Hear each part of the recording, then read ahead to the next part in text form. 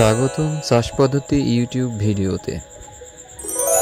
আজকের আলোচনার বিষয় মরিচের কাণ্ড পচা রোগ নিয়ে।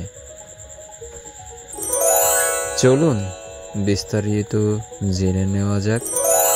মরিচের কাণ্ড পচা রোগ একটি মারাত্মক রোগ, যা সাধারণত রিজোকোটেনিয়া সোলানি নামক ছত্রাক দ্বারা আক্রান্ত হয় এবং গাছ এই রোগে সম্পূর্ণ মারা যায় এবং দ্রুত মারা যায়।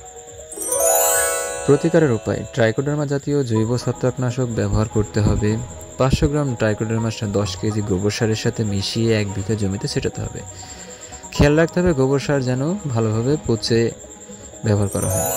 রাসায়নিক নিয়ন্ত্রণ আছে রিডোমিল গোল্ড, ফসিটেল এআই বা অ্যালাইট, কপার অক্সিক্লোরাইড 3 গ্রাম প্রতি লিটার পানিতে মিশিয়ে গোড়ায় ভালোভাবে সেচ দিতে হবে। প্রয়োগের সময় একই ওষুধ বারবার ব্যবহার করা যাবে না।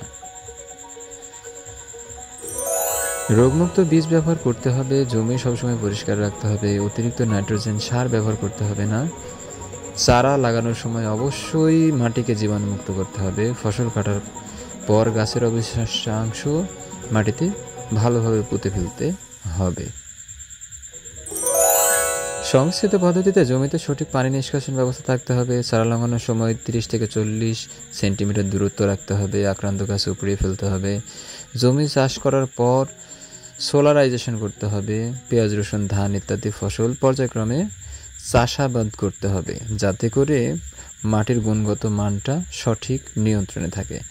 শেষ পর্যায়ে একজন অভিজ্ঞ কৃষিবিদের সাহায্য নিয়ে কোন কোন পথ অবলম্বন করতে হবে তা খুবই ভালোভাবে বিস্তারিত জানতে হবে। মরিচের কাণ্ড পচা, শিকড় পচা, শুকনা পচা রোগ দমন করতে হবে।